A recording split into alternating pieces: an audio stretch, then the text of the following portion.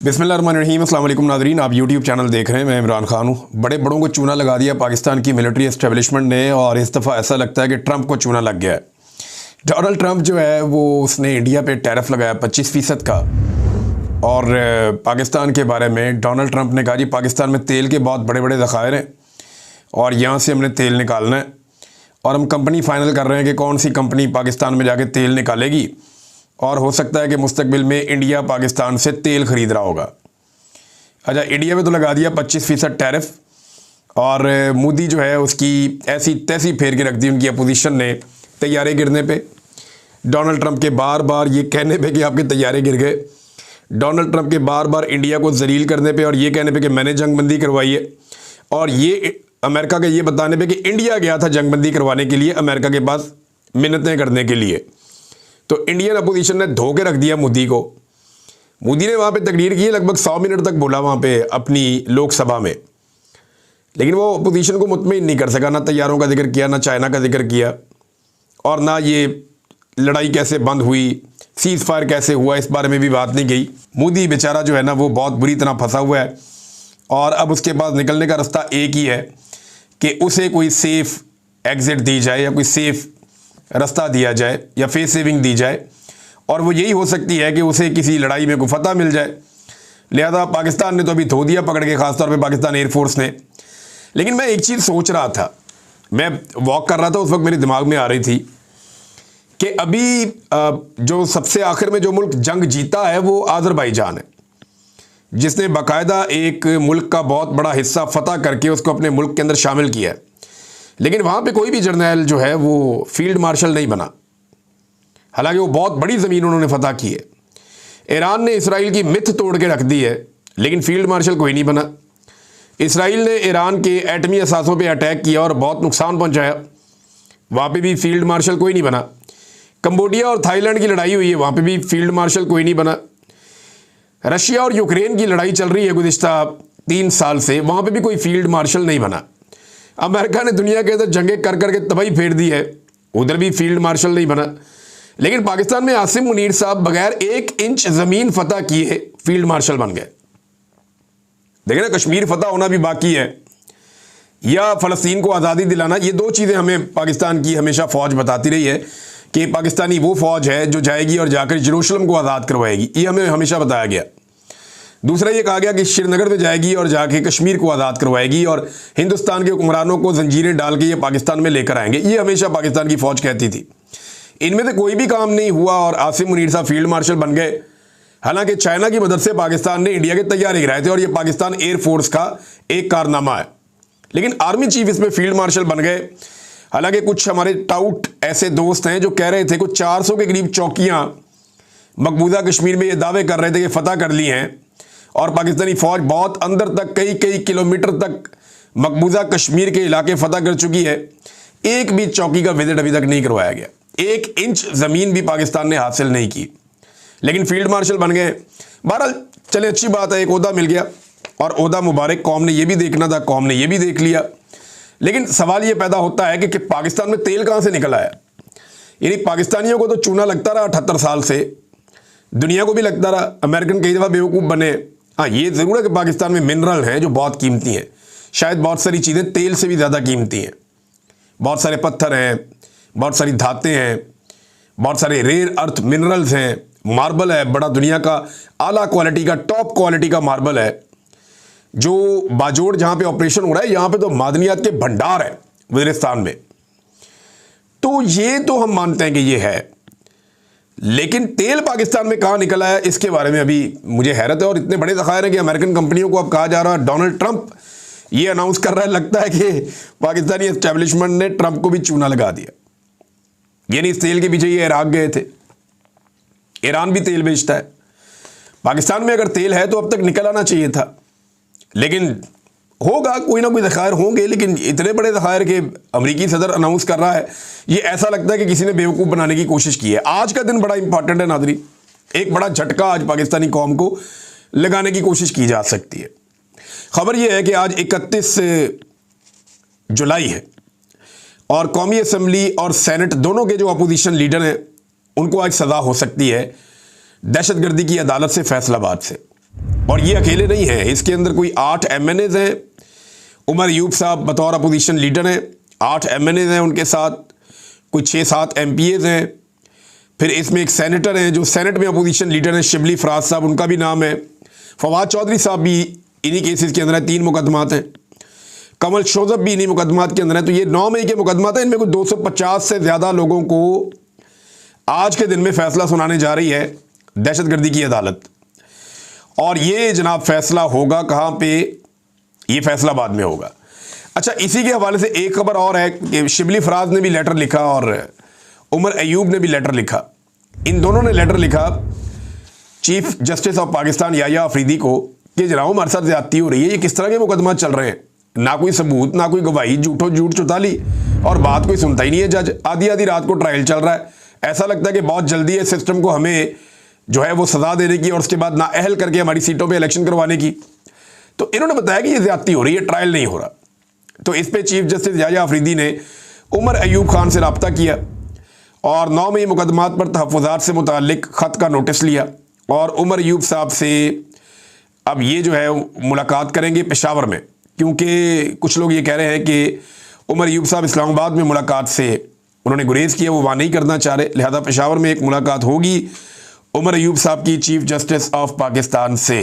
तो क्या chief justice इंसाफ दे पाएंगे? तो मेरा सिंपल जवाब यह है कि टाइम को दुरवा सकते, इंसाफ नहीं दे सकते, क्योंकि जिस तरह वो आए हैं उनका आना ही एक बहुत बड़ी नाइंसाफ़ी है कि जस्टिस मंसूर अली शाह साहब की जगह आके वो बैठ गए, फिर उनके पास इख्तियारात भी कोई नहीं है। अब एक और जो इंपॉर्टेंट चीज़ मैं आपके सामने रखता हूँ, एक तो ये फैसले PTI के खिलाफ होते हैं और हुकूमत क्या कर रही है, एक्चुअली ये एस्टेब्लिशमेंट है जो कर रही है, ये पाकिस्तानियों को मायूस करना चाहते हैं। लेकिन इमरान खान ने पाकिस्तान की एस्टेब्लिशमेंट के साथ एक टेस्ट मैच शुरू कर दिया है। पहले शायद इमरान खान को जल्दी होती थी या उनकी पार्टी को जल्दी होती थी कि इमरान खान को फौरी तौर पे बाहर निकाला जाए, ये वाला मामला किया जाए, यहाँ पे अपील की जाए, ये वाला मुकदमा लड़ा जाए, फलां एहतजाज को तेज़ किया जाए। लेकिन इमरान खान साहब को अब जल्दी कोई नहीं है। ऐसा लगता है कि इमरान खान साहब ने अपने आप को बड़ी अच्छी तरह एडजस्ट कर लिया और कन्विंस कर लिया है कि मैं अब इस निज़ाम के साथ एक लंबी लड़ाई लड़ूंगा और एक टेस्ट मैच इमरान खान और मौजूदा पाकिस्तानी मिलिट्री एस्टेब्लिशमेंट के दरमियान शुरू हो गया। अब ये जो टेस्ट मैच है, इसमें अभी तो 2 महीने का एक प्लान आया कि एहतजाज अभी शुरू होगा, 5 अगस्त को पीक पे जाएगा, उसके बाद फिर क्या क्या होगा, किस किस मरहले से गुजरेगा, ये पूरा एक कंप्रीहेंसिव प्लान है पाकिस्तान तहरीक इंसाफ के पास। इनके लोग गिरफ्तार भी होंगे, लोग निकला करेंगे, एहतजाज किया करेंगे, ये निज़ाम नहीं चलेगा इस तरह। देखिए होता क्या है कि हुकूमत की कोशिश है किसी तरह निज़ाम चले। एक साहब गिरफ्तार होकर आए, वो इंटरव्यू दे रहे थे, यानी गिरफ्तार क्या हो गया है, लापता होकर ही आए, और वो बात कर रहे थे शाकिर अवान साहब के साथ। तो उन्होंने कहा जी देखें, मुझे ये कहा गया कि अगर गलत लड़के लड़की की भी शादी हो जाए ना तो फिर भी वो रिश्ता निभाना पड़ता है, चलाना पड़ता है, हम तो इनको हुकूमत दे चुके हैं, अब जो भी है टाइम तो गुजारना पड़ेगा। यानी इस तरह की बातें भी की जाती हैं। तो ये हुकूमत को अब धक्का लगा रही है एस्टेब्लिशमेंट, लेकिन ये इसका बोझ कब तक उठाएंगे, ये बहुत बड़ा प्रॉब्लम है। ऐसा लगता है कि दोनों एक दूसरे के खिलाफ होना शुरू हो गए और इसका आगाज सहाफ़ियों की जानिब से हो गया है कि जो एस्टेब्लिशमेंट के सहाफ़ी हैं वो PDM के ऊपर मलबा डालते हैं और जो PDM की जमातों के सहाफ़ी हैं वो एस्टेब्लिशमेंट में मलबा डालते हैं। ये सिलसिला अब शुरू हो चुका है और इसमें एस्टेब्लिशमेंट ने अब बाजू में उड़ना शुरू करने हैं PMLN और पीपल्स पार्टी के भी बहाने से। तो ये चीज़ें आप आने वाले दिनों में देखेंगे। देखिए इमरान खान साहब ने टेस्ट मैच की बुनियाद रख दी है क्योंकि उनके पास ये इन्फॉर्मेशन है कि मौजूदा हुकूमत और एस्टेब्लिशमेंट के पास मईशत चलाने का कोई प्लान नहीं है। पाकिस्तान दुनिया का वो मुल्क बन गया है जहाँ से सबसे ज़्यादा लोग पाकिस्तान छोड़कर चले गए हैं।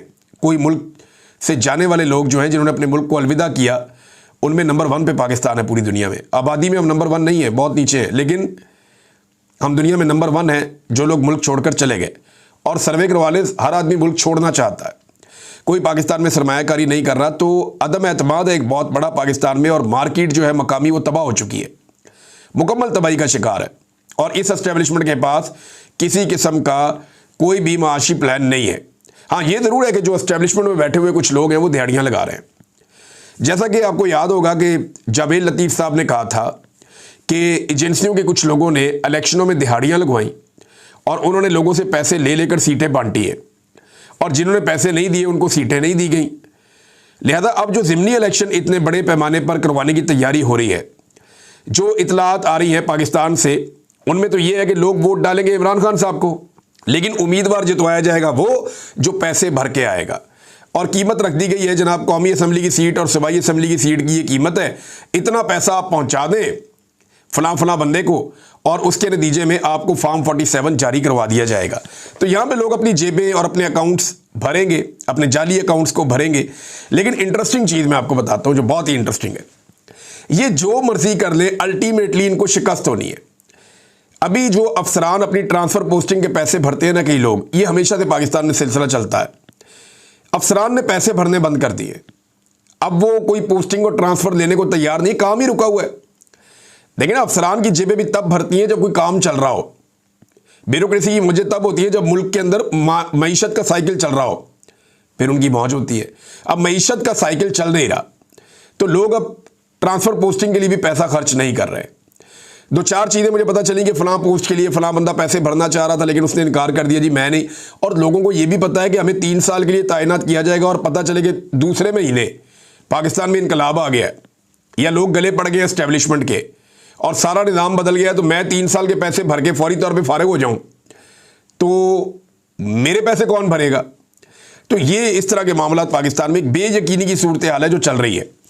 अली अमीन गंडापुर साहब ने गुज़िश्ता 72 घंटे अगर आप उनके देखें तो उनके अगर आप बयानात निकालें तो वो बैक वक्त अलग अलग बातें कर रहे हैं। यानी वो एक ही वक्त में ऑपरेशन के साथ भी हैं, सेम टाइम में वो मिलिट्री ऑपरेशन के ख़िलाफ़ भी हैं, सिक्योरिटी एजेंसियों को दहशतगर्दों का मददगार भी कहते हैं और फिर उनकी तारीफ भी करते हैं। फिर वो फ़ौज के इख्तियारात महदूद करने की बात भी करते हैं। फिर सिक्योरिटी फोर्सेज जो मौजूद हैं वहाँ पे फ़ौज उन्हें अपने मेहमान भी करार देते हैं और उनकी हिफाजत की भी बात करते हैं। मादनियात पर पार्टी का मौक़िफ़ कुछ और है और अली अमीन गंडापुर का मौक़िफ़ कुछ और है। तो ये बड़ी अजीबोगरीब सूरत हाल पैदा हो चुकी है। चंद घंटों में बड़े अजीब तरीके से अलग अलग बयान दिए। यानी उन्होंने कहा कि फ़ौज और अवाम के दरमियान एतमाद का रिश्ता ख़त्म हो चुका है। ये किसने कहा? अली अमीन गंडापुर ने कहा कि फ़ौज और अवाम के दरमियान एतमाद का रिश्ता ख़त्म हो चुका है, ये गंडापुर ने कहा। और उसकी वजह वो फौजी क़यादत के फैसलों को करार देते। अब वो कह रहे हैं कि साजिश हो रही है कि अवाम और फोर्सेज के दरमियान अदम एतमाद पैदा किया जा रहा है, मिलकर ऐसे लोगों को बेनकाब करना है। यानी एक दिन पहले खुद ही एक बात कर रहे हैं, अगले दिन कह रहे हैं नहीं ये साजिश है। तो क्या एक दिन पहले अली अमीन गंडापुर साहब साजिश कर रहे थे? यानी मुझे बहुत हैरत हो रही है कि गंडापुर साहब को क्या हो गया और वो खुद भी कंफ्यूज हैं। ऐसा लगता है वो समझ नहीं पा रहे कि उनको क्या कहना है और क्या नहीं कहना। मुराद सईद साहब का मौक़िफ़ बिल्कुल मुख्तलिफ है, अली अमीन गंडापुर का मौक़िफ़ बिल्कुल मुख्तलिफ है। ये दोनों इमरान खान के काबिले एतबार साथी हैं। इमरान खान साहब के दो ऐसे साथी जो अगर आप कहें खैबर पख्तूनख्वा में सबसे ज़्यादा इमरान खान साहब के करीब रहे, जिन पे उन्होंने बहुत ज़्यादा एतमाद किया, तो यानी दो, बाकियों में से दो और बहुत सारे हैं। झगड़ा साहब पे इमरान खान साहब को बड़ा भरोसा है और बहुत सारे दोस्त हैं उनके इमरान खान साहब के। जुनैद अकबर पे बड़ा वो भरोसा करते हैं, बाकी लोगों पे भी करते हैं। लेकिन अली अमीन और मुराद सईद की एक जगह है। अब मुराद सईद बिल्कुल एक डिफरेंट लाइन लेते हैं, अली अमीन बिल्कुल एक डिफरेंट लाइन ले रहे हैं। दोनों का ज़मीन आसमान का फ़र्क है। लेकिन इमरान खान साहब का मौक़िफ़ जो है वो मुराद सईद के मौक़िफ़ के करीब तर है। मुराद सईद ने कहा, मेरे पाकिस्तानियों, आपको अंदाज़ा नहीं कि मार्टर गोलों, गनशिप, हेलीकॉप्टरों और ड्रोन्स के साए में अमन की आवाज़ उठाना कितना मुश्किल है। बंदूक की नाली के सामने अदम तशद्दुद का नारा बुलंद करने के लिए कितनी जुर्रत दरकार होती है। बाजोड़ के अमन के लिए निकलने वालों को सलाम। अमन के लिए मुत्तहिद करने वाले बगैर इश्तिहार और बैनर पोस्टर के मुहिम कैसे चलाते हैं? जब रियासत ही अमन के बजाय जंग का फैसला कर चुकी हो तो फिर जंग रोकना और अपने घर बचाना कितना मुश्किल टास्क है। इसलिए आप सबसे दरख्वास्त है कि अमन का साथ दो और जो साथी ये मुश्किल तरीन काम कर रहे हैं उनकी आवाज़ बनो। अगर ये कामयाब हो गए तो इनकी कोशिश आपके घरों को भी इस आग से बचा लेगी जिसकी तपिश ने हमारे घर राख कर दिए थे, तो झुलसे आपके आंगन भी थे। ये उन्होंने बताया कि जिरगों का क्या मामला है और इससे पहले कौन कौन से तरीक़ों से लड़ाइयाँ पाकिस्तान के ऊपर मुसल्लत की गई आवाम के ऊपर, और अब किस किस तरीके से जिरगों का उन्वान देकर क्या क्या हरकतें की जा रही हैं, और सेफ हाउसेज के अंदर किस तरह 5 अफराद ने मिलकर मीडिया को जिरगे के टिकट जारी करवा दिए कि जनाब जिरगा हो गया है। तो अमन तहरीक के ऊपर उन्होंने जोर दिया। फिर उन्होंने कहा कि लाखों लोगों की मौजूदगी में बीच चौक गूंज रहा है जो बयानिया है अवाम का कि ऑपरेशन नामंजूर, डॉलरी जंग नामंजूर, वसाइल पर कब्जा नामंजूर, नया तजर्बा नामंजूर। कौम नोट कर ले कि जो है कौम को अब ये कोशिश करनी पड़ेगी। मुश्किल तरीन हालात में हमने तहरीक चलाई है और अभी तहरीक चलानी है। साथ उन्होंने कहा कि इमरान खान का मौक़िफ़ वाज़ेह है कि उनके नाम पर आपको वोट मिला है, इसलिए वाज़ेह तौर पर बता दूं कि अमन पर कोई समझौता नहीं, कौम पर कोई समझौता नहीं। शानदाना गुलजार साहिबा ने भी एक स्टेटमेंट दिया है, ये बड़ा सख्त उनका स्टेटमेंट है शानदाना गुलजार का, और उनका जो दावा है ना, ये बड़ा खौफनाक दावा है। उन्होंने कहा कि जनरल बाजवा ने स्वात सर्किट हाउस में डॉक्टर अमजद के पास अपने लोग भेजे और ये पैगाम दिया या ये कहा कि इमरान खान को पाकिस्तान में और खैबर पख्तूनख्वा से ख़त्म करने का एक ही तरीका है कि तालिबान को दोबारा से सूबे में वापस ले आओ 3 साल के लिए। ये शानदाना गुलजार ने इंकशाफ किया। देखिए, अब ये जो गंदे कपड़े हैं ना, ये खुद ही उस वक्त की मिलिट्री एस्टेब्लिशमेंट ने किए थे। इमरान खान साहब के दौर में जब इसके ऊपर मीटिंग हुई, जब ये फार्मूला बाजवा साहब ने दिया कि तालिबान को वापस लाकर बसाना चाहिए, मामलात को नॉर्मलाइज करना चाहिए, तो इमरान खान साहब की पार्टी के अंदर इसको हुकूमत ने इसके ऊपर मीटिंग की और फैसला ये हुआ कि ऐसा नहीं किया जाएगा, इसके ऊपर मज़ीद मुशावरत होगी और इसकी मुखालफत बड़े पैमाने पर उसके अंदर हुई, लिहाजा इस सिलसिले को रोक दिया गया। बाद में पाकिस्तान तहरीक इंसाफ की हुकूमत को रिजीम चेंज के जरिए तब्दील करके पीडीएम की जमातों को लाकर बिठा दिया गया, फिर इसके ऊपर दोबारा मीटिंग्स हुई। अब एक बड़ा ज़बरदस्त एक दावा किया पाकिस्तान तहरीक इंसाफ ने, वो ये कहते हैं कि आप लोग सारे ये कहते हैं कि इमरान खान ने दहशतगर्दों को लाने का फैसला किया था, तो उसने कहा ठीक है, आप मिनट्स निकाल दें उन मीटिंग्स के, जो मिनट्स इमरान खान के दौर में मीटिंग हुई थी उसके भी निकाल लें, आपके पास है ना, हुकूमत आपके पास है, और जो आपके दौर में मीटिंग हुई थी उसके मिनट्स भी निकाल लें और दोनों को पढ़ के आप देख लेंगे किसने फैसला किया और किसके फैसले के बाद तालिबान पाकिस्तान आए या दहशतगर्द ग्रुप जो हैं वो पाकिस्तान वापस आए, इनको कौन लेकर आया।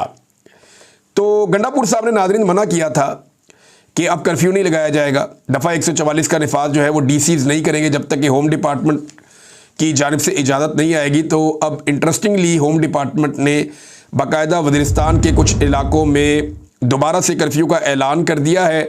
उनका ये कहना है कि मिलिट्री की कोई नकलो हरकत है और उस नकलो हरकत की वजह से अब यहाँ पे कर्फ्यू नाफिज किया जाएगा। यानी एक दिन पहले वज़ीर आला कुछ और कह रहे थे, बड़े ज़ोरदार तरीके से कह रहे थे, और एक दिन के बाद जो है वो मामला किसी और तरफ चला गया। आज के दिन में नाज़रीन ऑल पार्टीज कॉन्फ्रेंस होनी थी, जिस होटल में होनी थी वहाँ जनाब ताले लग रहे हैं और अजीबोगरीब किस्म की, यानी ये हुकूमत की मुझे समझ नहीं आती। इमरान खान साहब के दौर के अंदर कभी भी उन्होंने ऐसे मना नहीं किया था। ये कॉन्फ्रेंसेस करते थे, सेमिनार्स करते थे, आपस में मीटिंग्स करते थे, ये सारी चीज़ें होती थी इमरान खान साहब के दौर में, लेकिन अब ऐसा कुछ भी नहीं होने दिया जा रहा और इसके ऊपर रोला पड़ा हुआ है। अल्लामा राजा नासिर अब्बास साहब ने इसके ऊपर स्टेटमेंट दिया, इसके ऊपर जुनैद अकबर साहब ने स्टेटमेंट दिया, इसके ऊपर जो है वो मुस्तफ़ा नवाज़ खोखर साहब ने स्टेटमेंट दिया कि ये बड़ी सख्त ज़्यादती है, ऐसा कभी भी किसी जमात के दौर में नहीं हुआ जो अब किया जा रहा है। लेकिन फिर भी वो कहते हैं जी हम इकट्ठे होंगे, हम सारे आएंगे और इसके ऊपर ज़रूर वहाँ पे बात करेंगे। हम सुबह इकट्ठे होने के बाद यानी आज के दिन में इकट्ठे होंगे और इकट्ठे होकर फिर फैसला करेंगे कि आगे क्या करना है। नाज़रीन, एक पाकिस्तान की इंतहाई दुखी दास्तान है, बड़ी तकलीफ दे दास्तान है, क्योंकि 20 साल गुजर गए आमना मसूद जंजुआ साहिबा को, इनके शौहर को लापता किया गया था आज से 20 साल पहले। अब 20 साल गुजर गए हैं आमना मसूद जंजुआ साहिबा के शौहर को लापता हुए, मसूद अहमद जंजुआ साहब। और ना सिर्फ मसूद अहमद जंजुआ साहब को लापता किया गया था बल्कि रावलपिंडी से ही इनके साथ फैसल फराज साहब को भी जबरी तौर पे लापता किया गया था। और 2 दहाइयाँ गुजरने के बाद आज 20 साल गुजर गए, इनका कुछ पता नहीं।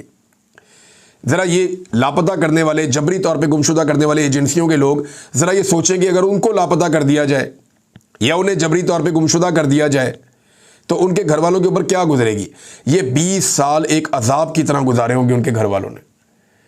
जंजुआ साहब की गोद में जिस बेटी की तस्वीर है ना, आज वो अपने बाप की तस्वीर हाथ में पकड़ के, उनकी बेटी जो है वो कोशिश कर रही है, आयशा मसूद जंजुआ, ये उनकी बेटी है, और ये बेचारी आज भी अपने बाप को ढूंढ रही है, कोशिश कर रही है। 20 साल हो गए, कितनी तकलीफ इन लोगों ने 20 साल में काटी होगी।